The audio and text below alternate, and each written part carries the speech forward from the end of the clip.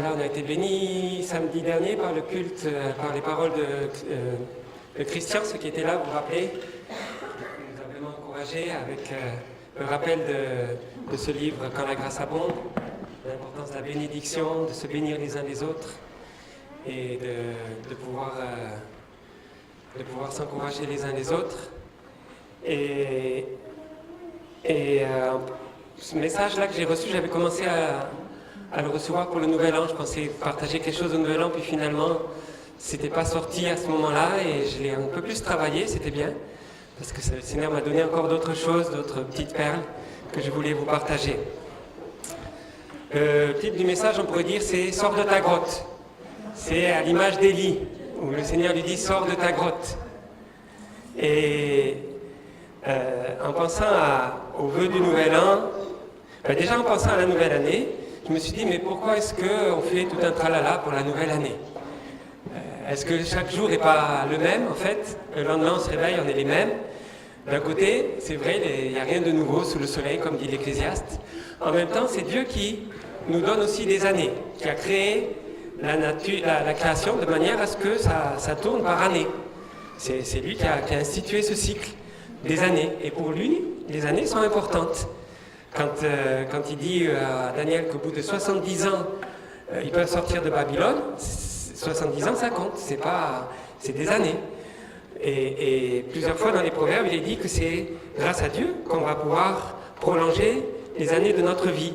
Proverbe 3, verset 2, qui dit que ton cœur garde ses préceptes, ils prolongeront les jours et les années de ta vie. Écoute mon fils et reçois mes paroles et les années de ta vie se multiplieront. Proverbe 9, verset 11, c'est par moi que les années de ta vie augmenteront. Donc si vous voulez avoir un secret pour être centenaire, c'est simplement de lire la parole, de la méditer et de se confier dans le Seigneur. Ça, c'est les gens cherchent à savoir est-ce que c'est tel régime, est-ce que c'est parce qu'ils ont bu de ça ou pas bu ça, est-ce que c'est telle région, mais en fait c'est le Seigneur qui nous permet de vivre vieux. Et au Nouvel An, on a fait un petit tableau là, pour ceux qui n'étaient pas là, vous pourrez voir. C'est les vœux qu'on avait à cœur de prier les uns pour les autres pour cette nouvelle année. Alors il y a des choses différentes, il y a une maison pour Martial avec une piscine pour Joshua, il y a un territoire pour Karine, il y a une maison pour Yolande et Fatima, il y a nos familles pour le Seigneur, il y a, voilà, des hommes dans l'église, mais merci parce que déjà le Seigneur en envoie un. Le Seigneur a commencé à répondre, hein? Le Seigneur a commencé à répondre. Et moi, je sentais que le Seigneur, ce qu'il voulait vraiment mettre l'impact, c'était sur nos relations. Que le Seigneur voulait vraiment bénir dans cette année une profondeur dans nos relations entre nous, mais aussi dans le monde et aussi avec le Seigneur. Parce que Dieu est un Dieu de relations. Quand il a créé Adam, il a créé pour une relation. Tout de suite, il a vu qu'il était tout seul. Il a créé tout seul. Il a dit, il n'est pas bon que l'homme soit seul. Et il lui a créé quelqu'un qui était différent de lui pour qu'il apprenne à connaître, qu'il cherche, que ce soit pas toujours facile. Hein? Les hommes, on a du mal des fois à comprendre les femmes ont du mal à comprendre les hommes. Et Dieu s'est plu à créer Ève, différente d'Adam, mais pour qu'il puisse avoir une relation profonde, pour qu'il puisse goûter à cette relation. Et Dieu est un Dieu de relation, on l'a vu tout à l'heure avec le voile qui est déchiré, parce que la première conséquence qu'il a fait après la mort de la croix, c'était de restaurer cette relation avec nous. Dieu était triste d'avoir perdu cette relation avec nous depuis Adam, et à la croix, il n'a pas attendu, il n'a pas tardé pour que le voile soit déchiré et que cette relation soit à nouveau établie avec nous. Et même quand Adam a péché, on voit que Dieu cherche la relation avec Adam. Dieu, il savait très bien qu'Adam avait péché. Il savait très bien, il connaît toutes choses. Il est dit dans le psaume 139 qu'il voit tout de nous, qui sait, il n'y a aucun endroit où on peut se cacher de Dieu. Mais quand Adam a péché, dans Genèse 3, il est dit que Dieu est venu le chercher, est venu le voir dans le jardin.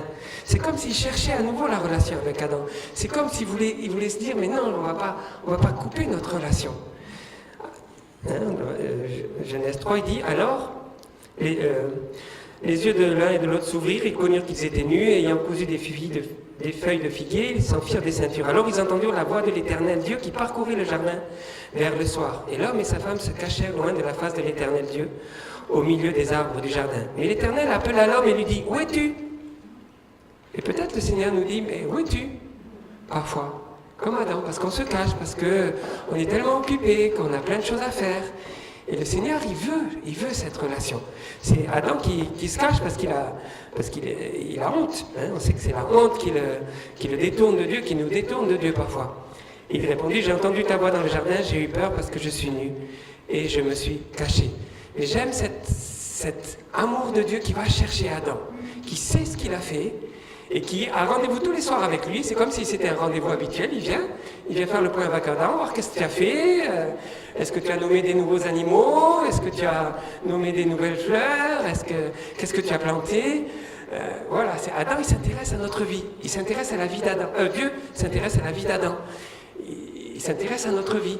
Et ça me montre tout l'amour que Dieu a pour nous, toute sa sollicitude encore aujourd'hui. Il s'intéresse à nous. Et nous, parfois, on est tellement occupés qu'on ne se rend pas compte combien il nous aime et combien il a envie de passer du temps avec nous. Et il faut qu'il nous dise « Où es-tu » qu'à un moment donné, qu'il nous arrête. Qu'on soit presque obligé de prendre du temps avec lui à cause des épreuves, parce qu'à un moment donné, quand même, le Saint-Esprit nous parle. Heureusement, merci Seigneur, parce qu'on a aussi des bonnes habitudes d'avoir un culte personnel, de pouvoir prendre du temps avec Dieu. Et c'est pas tout le temps que Dieu nous crie « Où es-tu » Parce que voilà, quelquefois il nous trouve bien disposés, merci Seigneur. Et je crois que pour la plupart c'est quand même le cas. Mais j'aime cette façon de Dieu de chercher vraiment la relation avec Adam. Alors qu'il sait qu'il a péché, alors qu'il sait qu'il va être séparé de lui, jusqu'au bout il cherche la relation. Et on sait qu'il a béni Adam puisqu'il lui a même donné des peaux de bêtes pour pouvoir s'habiller, parce que les feuilles de figuier c'était un peu fragile.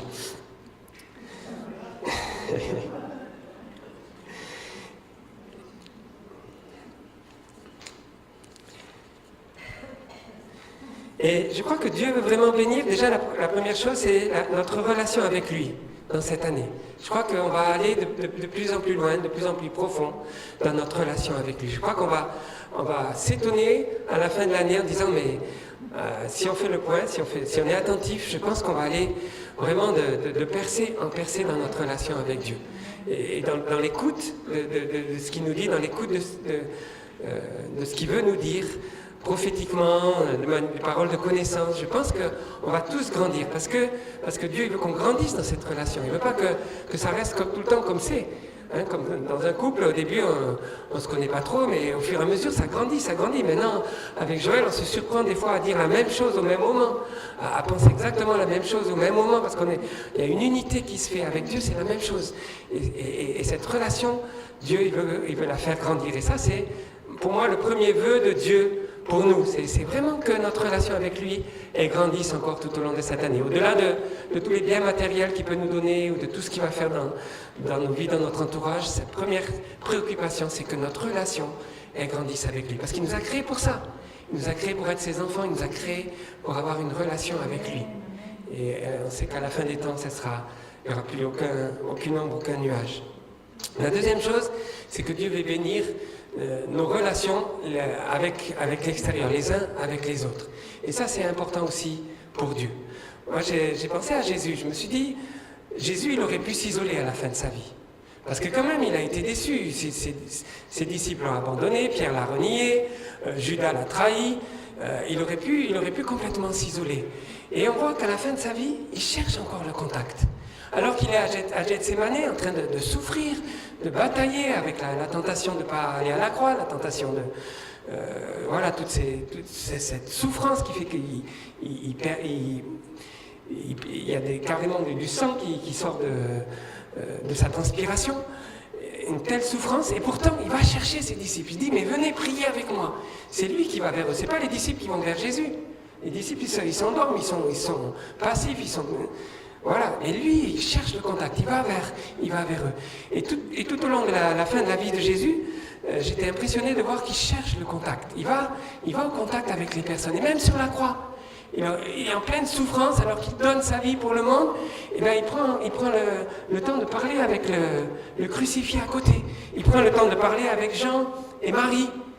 Pourtant, il est en pleine souffrance et c'est lui qui va donner des paroles d'encouragement à Jean et Marie. Et on voit Jésus qui au lieu que la souffrance le renferme, elle va l'ouvrir. Elle va continuer la relation, elle ne va pas s'arrêter à cause de la souffrance. Et je crois que le Seigneur, il veut nous dire cette année, même si tu vas souffrir, ne permets pas que la souffrance puisse couper tes relations avec les frères ou avec les sœurs, ou avec ta famille, ou avec ton entourage. Ne permets pas que des déceptions arrêtent ta relation.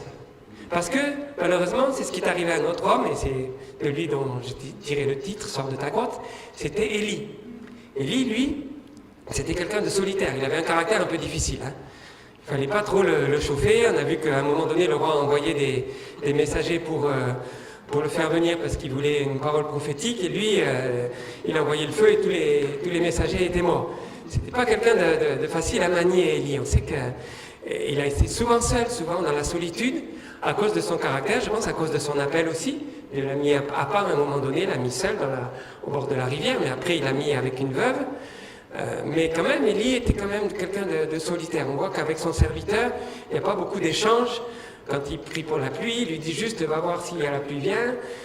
Il n'y a pas beaucoup d'encouragement entre eux, on ne voit pas une grande fraternité. On voit juste le serviteur qui obéit presque en tremblant. Et on voit que ce n'est pas facile d'avoir des relations avec Élie. Et Élie va devoir, à un moment, va le payer, cette solitude. Parce qu'à un moment donné, ça va être trop lourd pour lui. À un moment donné, il aurait fallu qu'il ait des disciples à ses côtés, qu'il ait des collègues, qu'il ait des frères à ses côtés pour l'encourager. À un moment donné, il va perdre pied. Il va perdre pied, on ne sait pas si c'est un burn-out, on ne sait pas si c'est la pression spirituelle. Alors qu'il a vécu quelque chose d'extraordinaire, il a fait venir la pluie après 7 ans de sécheresse, il a fait venir le feu sur les prophètes de Baal, il a montré de manière claire que Dieu est puissant, on pourrait dire c'est un temps glorieux, et juste après, pof, un creux. Voilà qu'Élie a peur de Jézabel, il passe juste une nuit et il s'enfuit dans le désert parce qu'il a peur. Et il est tellement dans la déprime, tellement dans la solitude, qu'il va demander à Dieu même de le faire mourir. Il veut mourir dans le désert. Et Dieu va devoir le faire sortir de cette solitude, va devoir le faire sortir de ce désert. Il va l'amener jusqu'à cette grotte. Dans cette grotte, il va lui parler. Et on va lire ça dans 1 Roi 19.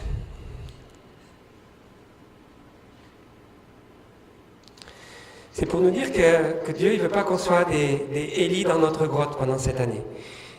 Parce que je crois qu'on va vivre des choses difficiles, parfois on va être blessé par des choses. La vie n'est pas facile, on sait que la société ne s'améliore pas. Et c'est sûr qu'on aura des déceptions. Mais il ne faut pas qu'on soit comme Élie, en pensant qu'on est abandonné, qu'on est seul.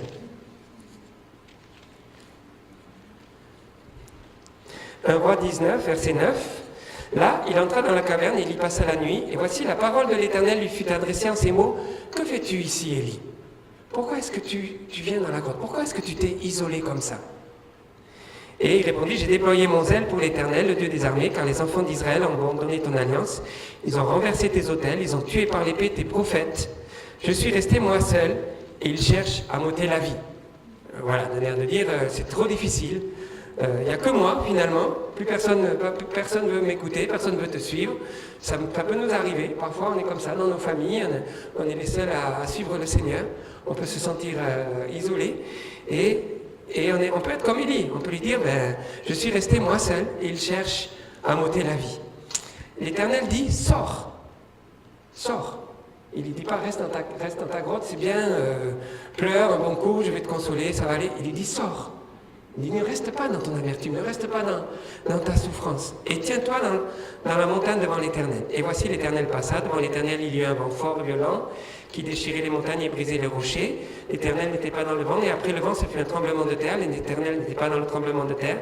Après le tremblement de terre, un feu. L'Éternel n'était pas dans le feu. Pourtant, Élie avait connu ça, le feu avec la présence de Dieu. Et après le feu, un murmure doux et léger. La présence de Dieu douce qui vient réconforter Élie. Quand Élie l'entendit, il s'enveloppa le visage de son manteau. Il sortit et se tint à l'entrée de la caverne. Et voici, une voix lui fit entendre ces paroles. « Que fais-tu ici, Élie » Deuxième fois, Dieu pose la même question. Deuxième fois, Élie va répondre exactement la même chose. Il dit, j'ai déployé mon zèle pour l'Éternel, le Dieu des armées, car les enfants d'Israël ont abandonné ton alliance. Ils ont renversé tes autels, ils ont tué par l'épée tes prophètes. Je suis resté moi seul et ils cherchent à m'ôter la vie. L'Éternel lui dit, va, reprends ton chemin par le désert jusqu'à Damas. Et quand tu seras arrivé, tu oindras Hazaël pour roi de Syrie. Tu oindras Jéhu pour roi d'Israël et tu oindras Élisée pour prophète à ta place. C'était pas fini avec Élie. Parfois, on a l'impression que peut-être Dieu a fini avec nous. Voilà, on a eu des choses glorieuses dans le passé. Voilà, pour certains qui sont un peu âgés, on arrive au bout. Mais Dieu nous dit non, sors. Sors et va, parce qu'il y a encore des choses à faire pour moi. Il y a encore des choses à faire pour moi. Et heureusement qu'Élie n'est pas resté dans sa caverne. Heureusement qu'Élie n'est pas mort dans le désert. Parce qu'il n'y aurait pas eu Élisée, parce qu'il n'y aurait pas eu ces rois qui ont été oints par Élie. Et c'était très important. Il n'y aurait pas eu cet enlèvement d'Élie. Et puis, Dieu lui dit, je laisserai en Israël 7000 hommes qui n'ont pas fléchi les genoux devant Baal et dont la bouche ne l'a point baisé. Tu n'es pas seul, Élie. Tu penses que tu es seul, mais il y a 7000 hommes qui sont comme toi en Israël.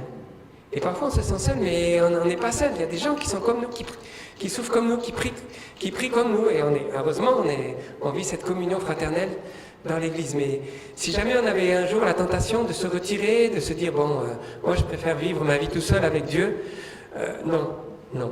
Sors de ta grotte. Ne reste pas seul. Si ça ne te plaît pas ici, va ailleurs, mais ne reste pas seul.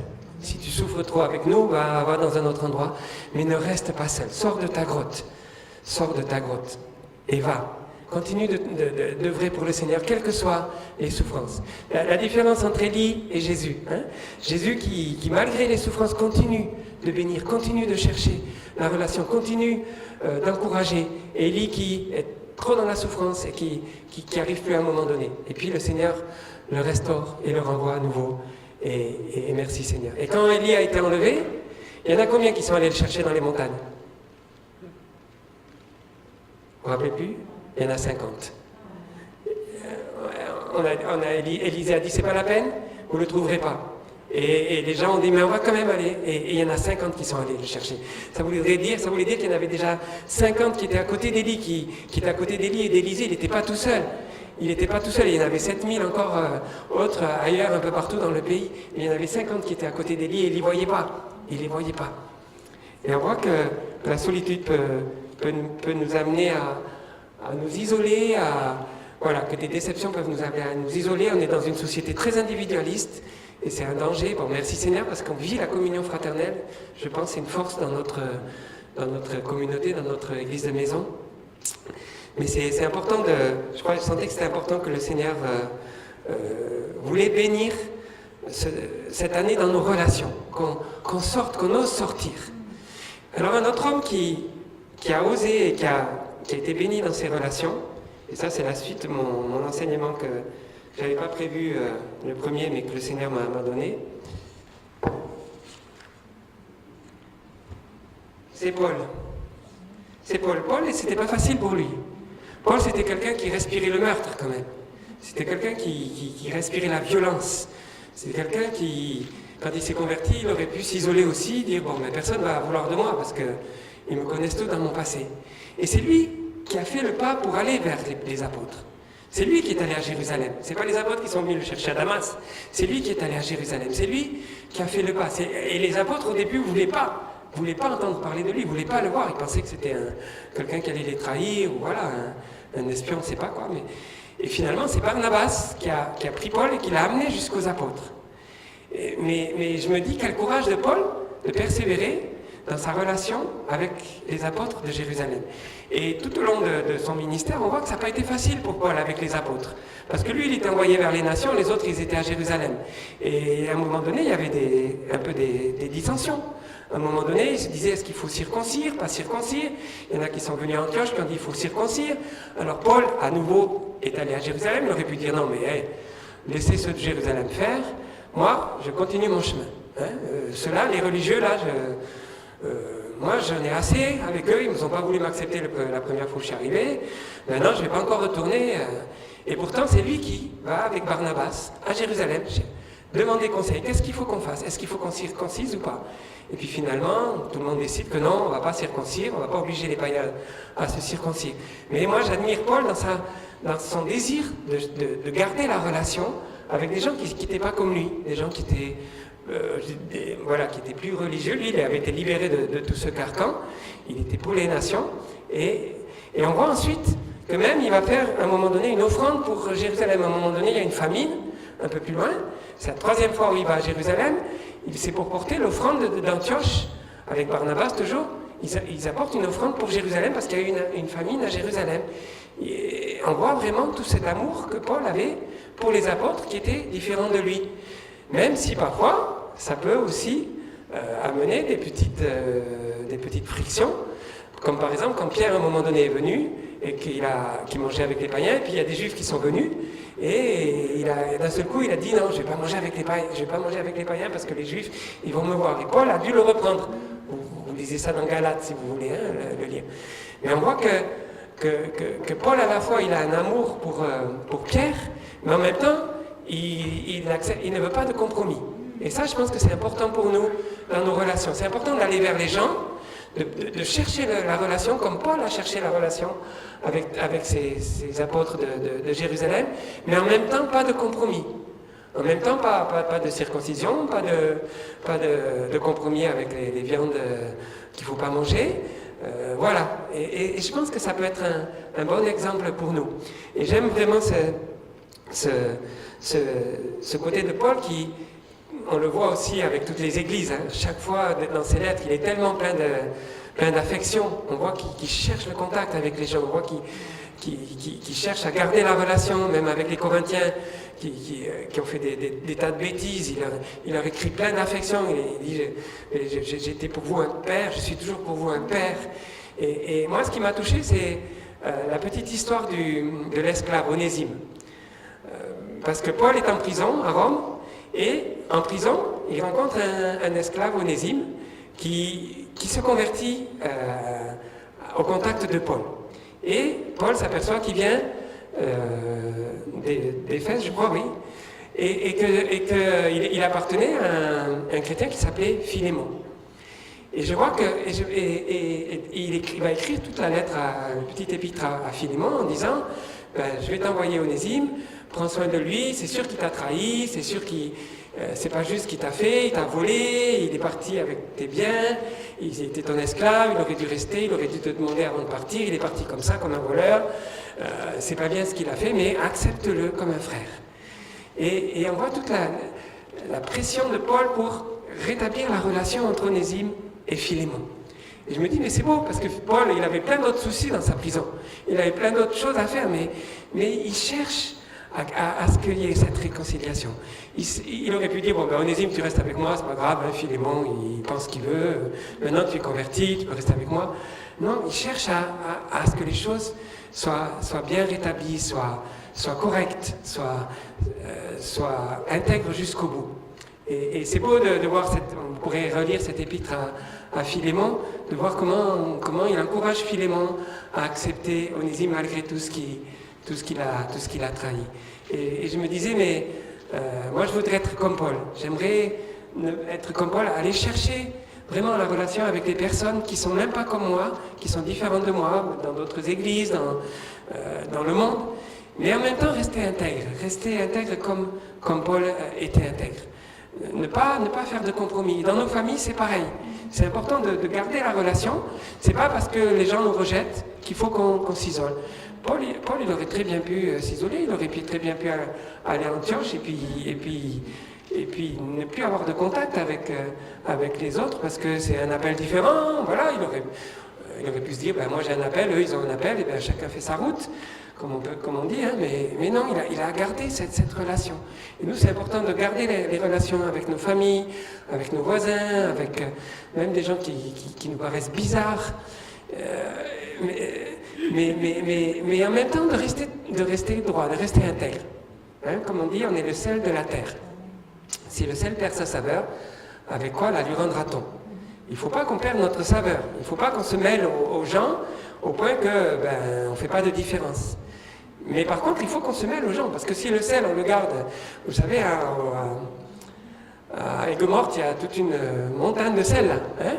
Imaginez qu'elle reste là, la montagne, elle ne sert à rien. Tous les jours, ils enlèvent du sel pour l'envoyer dans nos plats, dans notre nourriture. Et ça, c'est important. C'est important que le sel il soit envoyé. À un moment donné, nous aussi, on est envoyés. On est appelés à communiquer, à aller dans la relation. Et pas rester qu'entre nous. C'est important d'être entre nous pour se fortifier. Mais vraiment, le Seigneur nous envoie dans le monde pour être une bénédiction, pour être le sel et la lumière. Et la lumière du monde. Bien sûr, la lumière, on ne la met pas sous un boisseau, hein, comme il dit. On ne la cache pas, on la met à la lumière pour qu'elle éclaire. Et je crois que c'est ce que le Seigneur veut nous dire. Alors, cette année, que vos relations soient bénies dans vos familles, dans vos villages, avec vos collègues de travail. Et ne laissons pas l'ennemi nous isoler par des choses qui pourraient nous arriver. Hein. Ne restons, si à un moment donné on doit aller dans la grotte parce qu'on doit pleurer, mais un moment, vite qu'on en sorte, qu'on n'y reste pas. Et puis qu'on soit vraiment des hommes matures dans la relation. C'est-à-dire qu'on soit plus des gens qui se vexent pour un rien, des gens susceptibles. Hein? Élie, il était un peu susceptible quand même. Et c'était facile de le fâcher. Bon, c'était quand même un grand prophète. Le Seigneur a mis quand même son onction sur lui. C'est quand même lui qui est apparu à Jésus avec Moïse. C'est lui la référence, c'est lui dont on dit qu'il va revenir. Mais ce n'est pas une raison parce qu'Élie avait ce caractère et qu'il a été quand même un grand prophète qu'il faut garder ce caractère. Je pense que le Seigneur, il veut nous changer et il veut qu'on puisse être plus à l'image de Jésus qui pardonnait, qui jusqu'à la croix a dit pardonne-leur, ils ne savent pas ce qu'ils font. Il était encore en train de se préoccuper des gens qui allaient payer sur qui allait retomber cette malédiction de la mort de Jésus. Et Paul de la même manière. Voilà, cherchons à garder la relation, à ne pas nous fâcher pour des bêtises. Et si on s'est fâché, réconcilions-nous. Réconcilions-nous avec les personnes qui sont autour de nous. Voilà le petit message que j'avais à cœur de vous laisser. Et c'est bien que je n'ai pas donné le premier, parce que comme ça, j'ai repensé à Paul. Et c'est tellement précieux, c'est vrai. On découvre des choses. Moi, je n'avais jamais vu le côté de Paul dans la relation avec les autres.